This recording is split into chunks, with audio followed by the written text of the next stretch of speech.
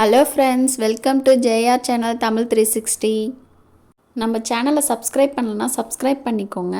நம்ம இன்றைக்கி ரெஸ்டாரண்ட் ஸ்டைலில் செட்டிநாடு சிக்கன் கிரேவி எப்படி செய்கிறதுன்னு பார்க்கலாம். கிரேவிக்கு ஃபஸ்ட் ஒரு மசாலா ஃப்ரெஷ்ஷாக ரெடி பண்ணிக்கலாம். அதுக்கு ஒரு பேன் எடுத்துக்கோங்க. அதில் கொஞ்சம் ஒரு ஸ்பூன் அளவுக்கு எண்ணெய் விட்டுக்கோங்க. விட்டுட்டு ஒரு கிராம்பு சேர்த்துக்கோங்க. ஒரு துண்டு பட்டை சேர்த்துக்கோங்க.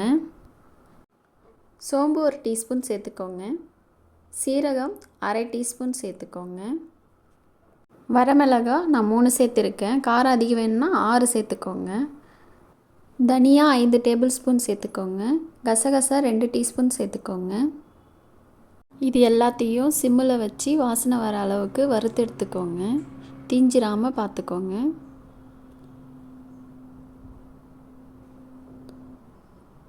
இந்த அளவுக்கு வறுபட்டதும் தேங்காய் ஒரு 3 துண்டு பொடியாக நறுக்கி சேர்த்துக்கோங்க.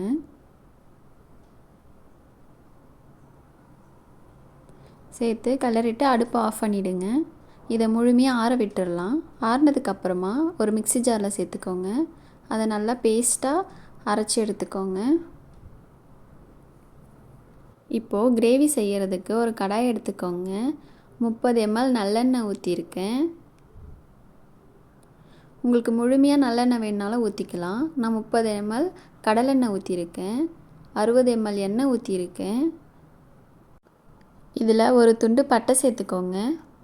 கிராம்பு 3 சேர்த்துக்கோங்க. கல்பாசி கொஞ்சம் சேர்த்துக்கோங்க.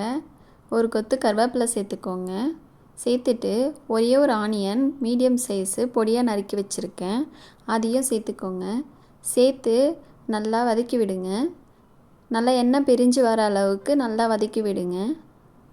அப்புறமா இஞ்சி பூண்டு பேஸ்ட் சேர்த்துக்கலாம். 2 டீஸ்பூன் சேர்த்துக்கோங்க. அதையும் நல்லா வதக்கி விடுங்க. லைட்டாக வதக்கிட்டு கூடவே நம்ம தக்காளி சேர்த்துக்கலாம். 3 பழுத்த தக்காளி மீடியம் சைஸு பொடியாக நறுக்கி வச்சுருக்கேன், அதையும் சேர்த்துக்கோங்க. சேர்த்து நல்லா வதக்கி விடுங்க. தக்காளி குழஞ்சி எண்ணெய் பிரிஞ்சு வர அளவுக்கு வதக்கி விடுங்க. தக்காளி குழையிறதுக்கு கொஞ்சம் சால்ட்டு சேர்த்துக்கோங்க. சேர்த்து நல்லா வதக்குங்க. இந்த அளவுக்கு வதங்கி எண்ணெய் பிரிஞ்சு வரணும். எண்ணெய் பிரிஞ்சு வந்ததுக்கப்புறம் 1/4 டீஸ்பூன் மஞ்சள் தூள் சேர்த்துக்கோங்க. காஷ்மீரி மிளகாய் தூள் 1 டீஸ்பூன் சேர்த்துக்கோங்க. கரம் மசாலா அரை டீஸ்பூன் சேர்த்துக்கோங்க. சக்தி சிக்கன் மசாலா 2 டேபிள் ஸ்பூன் சேர்த்துக்கோங்க. சேர்த்து நல்லா வதக்கி விடுங்க. சரியாக 1 நிமிஷத்துக்கு வதக்கி விடுங்க. மசாலா தீஞ்சிராமல் பார்த்துக்கோங்க. சிம்மில் வச்சு வதக்கி விடுங்க. இதில் நீங்கள் முழுமையாக நல்லெண்ணெய் சேர்த்து செஞ்சிங்கன்னா இன்னும் சிக்கன் கிரேவி டேஸ்ட்டாக இருக்கும். நான் 1/2 கிலோ சிக்கன் எடுத்திருக்கேன். நம்ம கிரேவியை 1 நிமிஷத்துக்கு வதங்கினதுக்கப்புறம் கொஞ்சம் கிரேவிக்கு தேவையான அளவுக்கு உப்பு சேர்த்துக்கோங்க. சேர்த்துட்டு நம்ம சுத்தம் பண்ணி வச்சுருக்கிற சிக்கன் நம்ம கிரேவியோடு சேர்த்து மிக்ஸ் பண்ணலாம். நல்லா கிரேவியோடு சேர்த்து நல்லா மிக்ஸ் பண்ணி விடுங்க. மிக்ஸ் பண்ணிவிட்டு இது ஒரு நிமிஷத்துக்கு அப்படியே வேகட்டும். மீடியமில் வச்சு வேக வைங்க. வெந்ததுக்கப்புறமா நம்ம அரைச்சி வச்சுருந்த பேஸ்ட் மசாலாவை இதில் சேர்த்துக்கலாம். எல்லாத்தையும் சேர்த்து நல்லா மிக்ஸ் பண்ணி விடுங்க.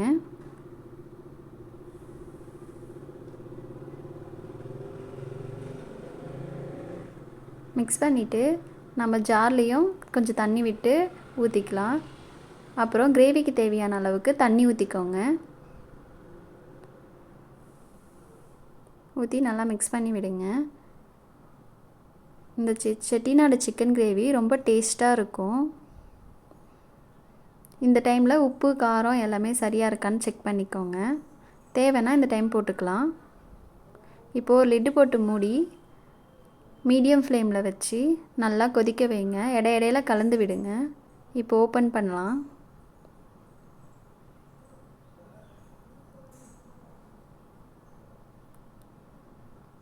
இந்த மாதிரி இடையில ஓப்பன் பண்ணி கலந்து விடுங்க, இல்லைன்னா அடி பிடிச்சிரும். மறுபடியும் லிட்டு போட்டு மூடி கொதிக்க வைக்கிறேன். இங்கே பாருங்கள், நல்லா சிக்கன் கிரேவி இந்த அளவுக்கு கொதித்து எண்ணெய் பிரிஞ்சு வர அளவுக்கு நல்லா வேக வச்சுக்கோங்க. சிக்கன் இந்த மாதிரி நல்லா வேக வச்சிங்கன்னா நல்லா பஞ்சு மாதிரி நல்லா சாஃப்டாக வெந்து போயிருக்கும். இந்த டைம் நம்ம கொத்தமல்லி தூவி இறக்கிக்கலாம். அவ்வளோதான் ஃப்ரெண்ட்ஸ், நம்ம செட்டிநாடு சிக்கன் கிரேவி சூப்பர் டேஸ்ட்டில் ரெடி ஆயிடுச்சு. இந்த கிரேவி சூப்பராக இருக்கும். இதை உங்கள் வீட்டில் நீங்கள் ட்ரை பண்ணி பாருங்கள். உங்களுக்கு பிடிச்சிருந்ததுன்னா நம்மளுக்கு கமெண்ட் பண்ணுங்கள். நம்ம சேனலை இது வரைக்கும் சப்ஸ்கிரைப் பண்ணலன்னா சப்ஸ்கிரைப் பண்ணுங்கள். இந்த கிரேவி இட்லி, தோசை, சப்பாத்தி, சாதம் எல்லாத்துக்குமே பக்கவான காம்பினேஷனாக இருக்கும். லைக் பண்ணுங்கள், ஷேர் பண்ணுங்கள். நம்ம சேனலில் இதே மாதிரி மட்டன் கிரேவி வீடியோ போட்டிருக்கேன், போய் செக் பண்ணி பாருங்கள். இதில் ஒரு டிப்ஸ் கொடுக்குறேன். இந்த கிரேவியில் கருவேப்பிலையை பச்சையாக கிள்ளி போட்டிங்கன்னா அதோடய ஃப்ளேவர் செம்ம டேஸ்ட்டாக இருக்கும். ட்ரை பண்ணி பாருங்கள். தேங்க்யூ ஃபார் வாட்சிங்.